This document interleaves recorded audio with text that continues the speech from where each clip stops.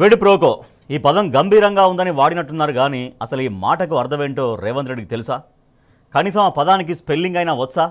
Formula ఈ కేసే తలాతోకా లేనిదంటే అందులోకి అజ్ఞానంగా క్విడ్ ప్రోకోను లాగారు. క్విడ్ ప్రోకో అంటే సింపుల్ భాషలో నీకిది నాకది. మరి ఇందులో క్విడ్ ప్రోకోకు ఆస్కారం ఎక్కడిది? దాన్ని రుజువు చేయడానికి ఆధారాలు ఏంటి? దానికి అసలు అర్థం పర్థం ఉందా? కనీసం మీడియా అయినా రాసేటప్పుడు ఒకటికి రెండు సార్లు చెక్ చేసుకోవాలిగా. ఏదీ లేదు. అధికార పార్టీ పెద్దలు ఏది రాసిస్తే అది అచ్చొత్తడం, ఛానళ్లలో ప్రసారం చేయడం. ఫోర్త్ ఎస్టేట్ బాధ్యతాయుతంగా పనిచేయాలన్నారు కేటీఆర్.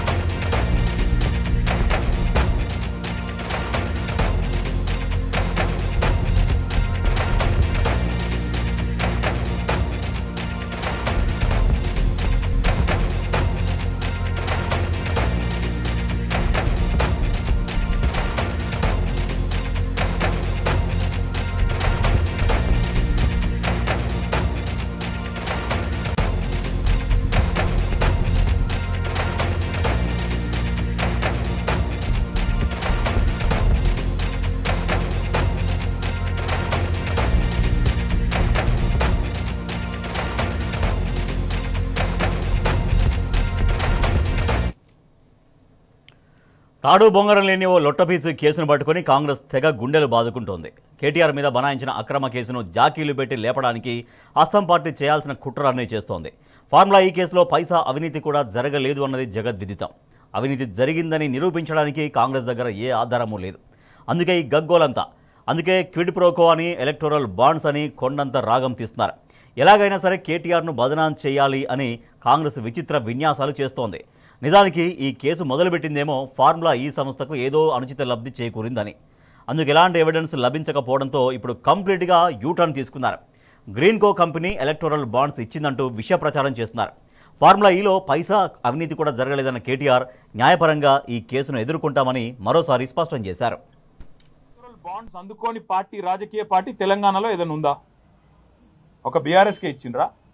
కాంగ్రెస్కి ఇయ్యలే, బీజేపీకి ఇయ్యలే, టీడీపీకి ఇయ్యలే, వైసీపీకి ఇయ్యలే, మరి అందరికి ఇచ్చిండ్రు కదా. మా మీద ఏడుపెందుకు? ఇంకోటి నేను అడిగేది క్విడ్ ప్రోకో అంటే ఏంటంటే అసలు ఆ మాటకు అర్థం తెలుసు ఆయనకు? క్విడ్ ప్రోకో అంటే నీకింత నాకింత. సరే ఆయన నాకు ఇచ్చిండు అనుకుందాం, నేనేం ఆయనకి ఇచ్చిన? చెప్తాడా? రుజువు చేస్తావా? ఆయనకి ఏమొచ్చింది ఇలా? మీరు చెప్పురు నాకు, దయచేసి నాకేం అర్థమవుతుంది. క్విడ్ ప్రోకో అనే మాటకి ఏంది? నీకు ఇది నాకు అది. సరే ఆయన నాకు ఇచ్చిండు, నేను ఆయనకి ఏమి ఇచ్చిన భయ్? చూపెట్టు.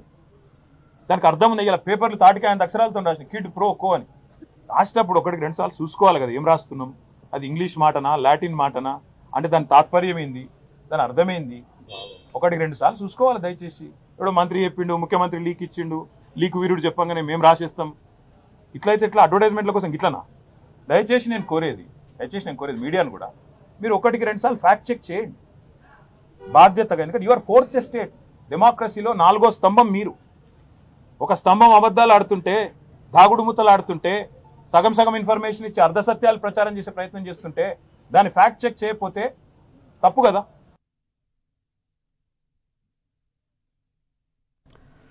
ఫార్ములా ఈ సంస్థ మీద కేసు పెట్టే దమ్ము లేదు వీళ్లకు, ఎందుకంటే ఏ అవినీతి జరగలేదు కాబట్టి.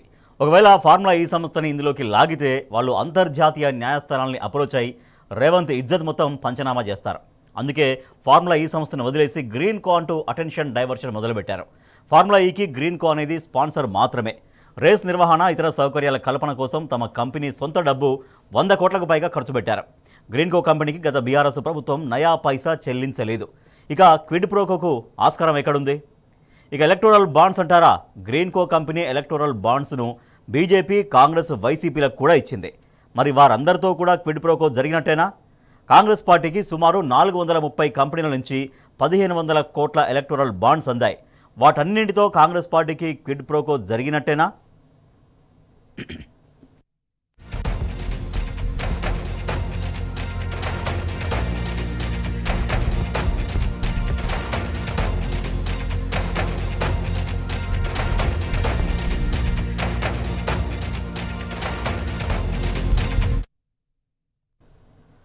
రెండు 2018 జనవరి నుంచి 2024 జనవరి మధ్య దేశవ్యాప్తంగా వివిధ పార్టీలకు చెందిన 28,080 బాండ్లను వివిధ సంస్థలు, వ్యక్తులు కొనుగోలు చేశారు. 12,000 కోట్ల రూపాయల పైచిలుకు డబ్బు వివిధ పార్టీల ఖాతాల్లో చేరాయి. ఇందులో బీజేపీకి 6,500 కోట్లు, కాంగ్రెస్ పార్టీకి 1,300 కోట్ల వరకు బాండ్ల రూపేణా సమకూరింది. దాదాపు 340 కంపెనీలు కాంగ్రెస్ బాండ్లను కొనుగోలు చేశాయని అంటున్నారు. ఈ లెక్కన కాంగ్రెస్కు 340 కంపెనీలతో క్విడ్ ప్రోకో జరిగినట్టేనా? అన్ని రాష్ట్రాలకు చెందిన ఏసీబీ సంస్థలు కాంగ్రెస్ అధ్యక్షులపై విచారణ జరపాలా అని నిలదీస్తున్నారు జనం.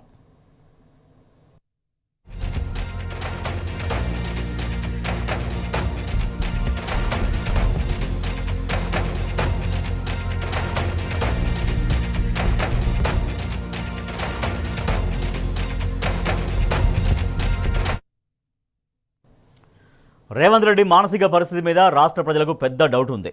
ఎందుకంటే తన అజ్ఞానంతో, రాజకీయ కక్ష సాధింపు చర్యలతో ఎలక్టోరల్ బాండ్స్ ఇచ్చిన వేలాది కంపెనీలను, వాటిని తీసుకున్న అన్ని రాజకీయ పార్టీలను ఒక పెద్ద రొంపిలోకి లాగుతున్నాడు.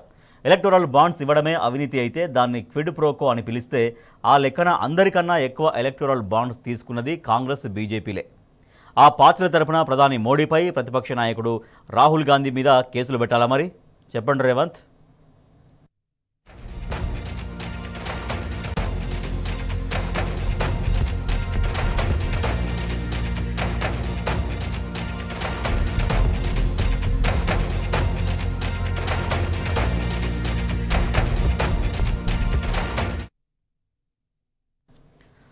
కాంగ్రెస్ పార్టీ పదే పదే క్విడ్ ప్రోకో అంటోంది. ఎందుకో తెలుసా? ఎందుకంటే క్విడ్ ప్రోకో అనేది కాంగ్రెస్ కాంపౌండ్లోనే ఉంది. కాంగ్రెస్ లీడర్లకు బాగా నానిన పదం అది. క్విడ్ ప్రోకో సిసలైన ఉదాహరణలు నేను చెప్తాం వినండి. మెగా ఇంజనీరింగ్ కంపెనీ కాంగ్రెస్ పార్టీకి 110 కోట్ల ఎలక్టోరల్ బాండ్స్ ఇచ్చింది. అందుకేనా కొడంగల్ లిఫ్ట్ ఇరిగేషన్ ప్రాజెక్టును మెగా కట్టబెట్టాడు రేవంత్. ఇది క్విడ్ ప్రోకోయేనా? అంతెందుకు, మొన్ననే మెగా దగ్గర నుంచి రేవంత్ రెడ్డి 200 కోట్లు విరాళం పుచ్చుకున్నాడు. మరి మూసీ సుందరీకరణ ప్రాజెక్టు కోసం జరిగింది క్విడ్ ప్రోకో వ్యవహారమేనా? రేవంత్ బామర్ది సూదిని సృజన్ రెడ్డి కంపెనీ శోధా కన్స్ట్రక్షన్స్కు 1,137 కోట్ల అమృత్ టెండర్లు ఇవ్వడం డైరెక్ట్ క్విడ్ ప్రోకోనే.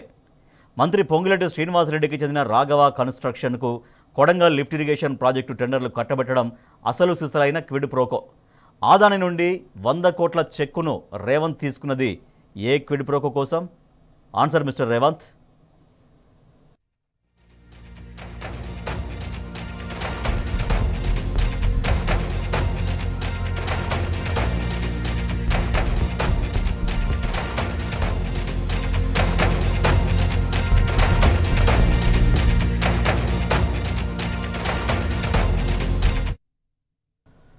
ఫార్ములా ఈ రేసింగ్ వ్యవహారంలో కేటీఆర్ అరెస్టు సంగతి అటుంచితే ఈలోపు రేవంత్ రెడ్డి బీపీ పేషెంట్ అయ్యేట్టున్నాడు.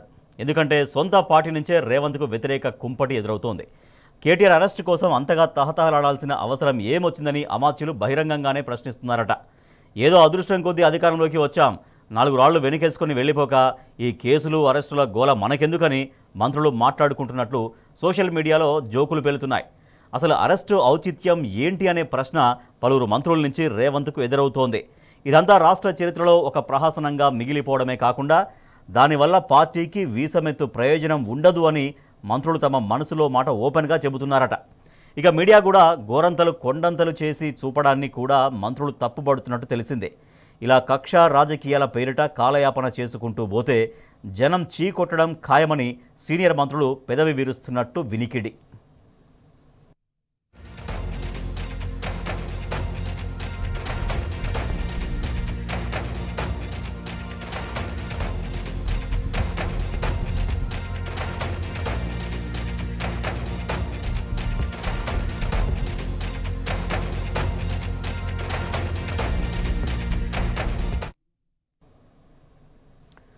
ఒకవేళ కేటీఆర్ అరెస్టు జరిగితే అది కేవలం రాజకీయ కక్ష సాధింపు మాత్రమే అవుతుందన్నది కాంగ్రెస్ పార్టీలో వైరల్ అవుతున్న టాక్. అసలు కేటీఆర్ను ఎందుకు అరెస్ట్ చేయాలి? దానివల్ల పార్టీకి ఫాయిదా ఏంది? ప్రభుత్వానికి ఒరిగేదేంటి? ఈ మొత్తం వ్యవహారంలో ప్రత్యర్థికి మేలు చేయడం, జనంలో సానుభూతి తెచ్చి పెట్టడం తప్పించి ప్రత్యేకించి కాంగ్రెస్ పార్టీ ఇందులో బావుకునేది ఏముంది? ఇది కేవలం డైవర్షన్ పాలిటిక్స్ మాత్రమేనని అందరికీ తెలుసు. రేవంత్ తన సైకోయిజాన్ని సంతృప్తి పరుచుకునే ఒక పైశాచిక క్రీడ ఆడుతున్నాడని అందరూ అనుకుంటున్నారు. ముమ్మాటికి ఇదొక అటెన్షన్ డైవర్షన్ స్కీమ్ కాబట్టి ఇలాగే మొండిగా ముందుకు పోతే రాబోయే స్థానిక సంస్థల ఎన్నికల్లో చేతులు గారడం ఖాయమంటున్నాయి అధికార పార్టీ వర్గాలు.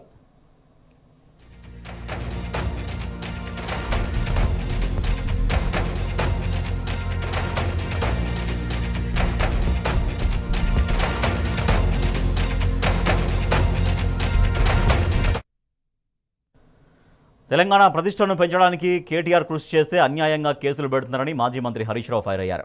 అక్రమ కేసులకు భయపడేది లేదన్నారు. కేటీఆర్కు పార్టీ అంతగా అండగా నిలబడుతుందని హరీష్ రావు స్పష్టం చేశారు. కేటీఆర్ గారు కూడా ఒక కార్యకర్తనే, కేటీఆర్ గారు కూడా పార్టీలో ఒక ఉద్యమకారుడే. ఇవాళ ఆయనకు ఆపదొస్తే కూడా మొత్తం పార్టీ కూడా వారికి అండగా నిలబడుతుంది.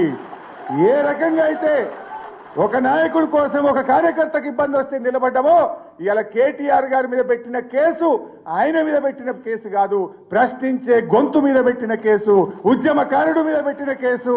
ఆయన గ్రాఫ్ పడిపోతుంది కనుక, రేవంత్ రెడ్డి ప్రభుత్వం రోజు రోజుకు దిగజారిపోతుంది కనుక ఇలాంటి కేసులు పెట్టి ప్రజల దృష్టి మరల్చాలనే ఒక కుట్రలో భాగంగానే కేటీఆర్ మీద కేసు తప్ప ఇది వ్యక్తిగతంగా ఆయన చేసిన తప్పు కాదు, నేరం అంతకంటే కాదు. ఈ రాష్ట్ర ఇమేజ్ పెంచడానికి, రాష్ట్ర ప్రతిష్ట పెంచడానికి, రాష్ట్ర గౌరవం పెంచడానికి ఆయన పనిచేస్తే ఒక అక్రమ కేసు పెట్టేటువంటి ప్రయత్నం చేస్తున్నాడు.